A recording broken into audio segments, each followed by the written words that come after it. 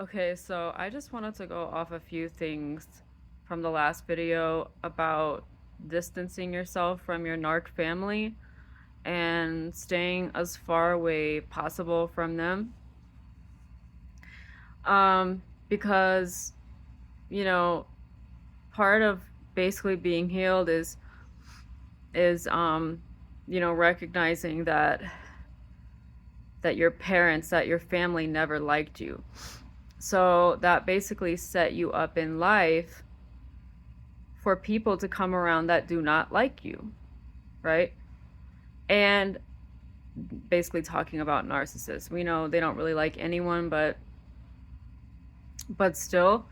Um so yeah, one of the biggest takeaways just, you know, based on being healed is just um like figuring out like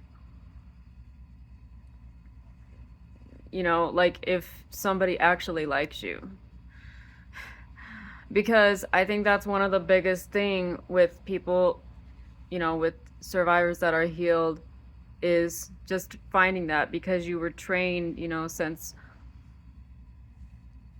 such a young age to basically to just attract people that don't like you. They do not like you. They don't like you. I mean, I don't want to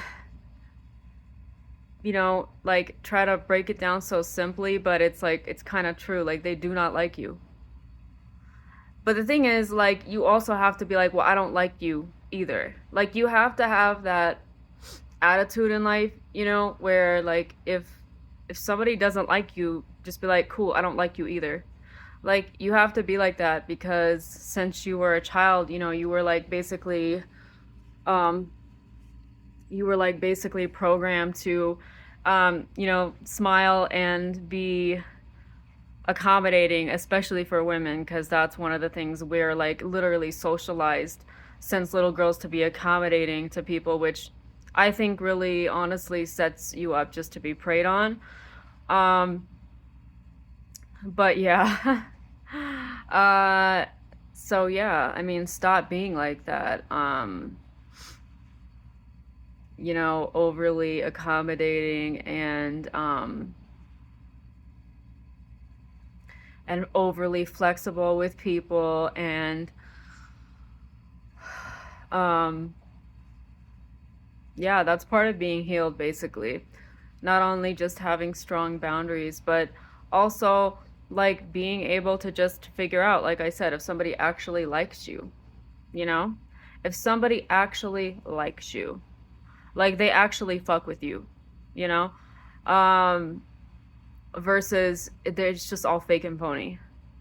Like that's how sociopaths and narcissists are. They're fake from the beginning, and they don't actually like you, but they're going to smile to your face and act all friendly. That's what they do. That's the main hallmark of sociopaths and narcissists, is that they're fake, and they act like they like you when they don't. Deep down, they can't stand you. I don't know about you guys, but I'm not gonna put myself in a position to be around somebody that I cannot stand, that deep down, like, I just like I don't like I'm not gonna put myself in a position um to be around them.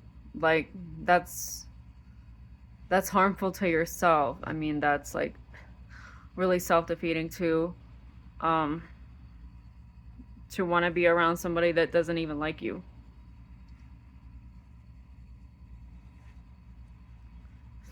I'm just trying to have some morning coffee. I don't have any coffee yet. And just like, yeah. um so yeah, I just wanted to go off that, because like I said, your narc family trained you since you were young to to tolerate to tolerate people who didn't even like you from the beginning. And you guys know, I mean, I got diagnosed with autism, so I mean, I kind of knew, like, Um, basically, I mean, yeah, like if you're different when, you're young and stuff, of course you're gonna get bullied and ostracized and everything. Um, and a lot of people aren't gonna like you. Um, but yeah, that also sets you up, to be further targeted, basically, by narcs because they like to, prey on and take advantage of people with, disabilities, which autism is a disability. They like to prey, take advantage if you have like autism. It's just like it's so funny. Like it's not funny, but like it's like just a pattern in all these autism communities where they talk about how they're preyed on by narcs. Because the thing is, like, it's like people can look at you and tell that you're different. The way you communicate, the way your body language. They know that like it's like they kind of know like on a subconscious level, I guess they can pick up on things. Um, just like the narcs can, and then they think, well, if you're not accepted anyway by like a lot of people in society, then whatever, like they just think it's like free game to them. So, but yeah, I mean, whatever it is you're struggling with, whatever disabilities, I mean, just you know like just be proud of who you are. That's all I have to say. Because narcs are never going to respect who you are because they don't even have a sense of who they are. They don't even have an identity. So they're never going to respect your identity. They're never going to respect you or your identity, who you are as a whole person. They're going to look at you from, based on their flawed, warped image of what they think you are, who they think you to be, this, perfect image, which is like insane because, because we all have a lot of flaws. Every one of us, every single one of us has a ton of flaws.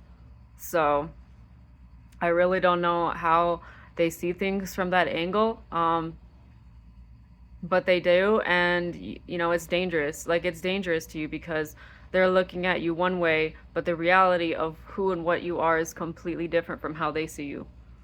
So, yeah, so I mean, they're not seeing you from a perspective of reality of like what you are. Like people will look at you and like get a good idea of who and what you are, but they won't. They're seeing things from a completely warped sense. Uh, just yeah, it's not reality. um, it's not reality. So, um, but yeah, I mean, just keep your distance, from your family, and like I said, cutting off your narc parents and staying as far away from them as possible is the best thing you can really do because like I said, you're staying away from the cause of, your pain, your problems. And yeah, you're staying away from the cause of it, which was them. So, yeah. Um and that way, that gives you just a better idea, like a better uh, perception of other people because you can pretty much just have more like um, objectivity, being away from your parents and just having like no contact for so long. You have better objectivity with new people or anyone that tries to come into your life. And this is the thing, you have to be like strict and you have to be like militant with you know, who comes into your life, who has a conversation with you, and ideally, now that a lot of you guys are healed, basically, you want to get to a point where like you can shut it down like immediately. Like not even I'm talking like not even like 5 minutes of conversation and like immediately you're like gotta go by. Like especially like as women, like we gotta stop caring so much about how other people feel. We gotta stop caring um so much about somebody, how somebody else, this is how, like, we're socialized, obviously, since a young age, but caring more, and that's the messed up thing about society, caring more about their comfort over our own comfort and safety. Like, that's insane, right? That's insane. So yeah, you got to stop doing that. And just realize that if they even cared, if they cared at all about your comfort or your safety, they wouldn't have said and done the boundary violations and the disrespect of you and your identity from the beginning. If they actually had respect for you, they wouldn't have even that wouldn't have even crossed their mind from the beginning. They wouldn't have even gone there, you know? They wouldn't have even crossed that line with you if there was any respect from the beginning. So yeah, staying in contact with your family who did what they did to you is a disrespect to yourself. It really is. Um,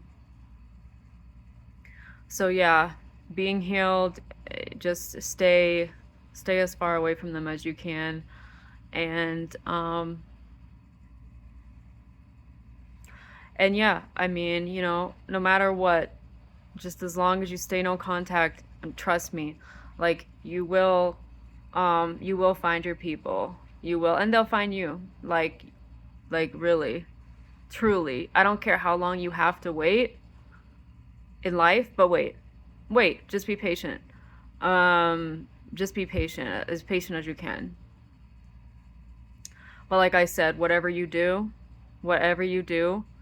do not look back. Do not go back.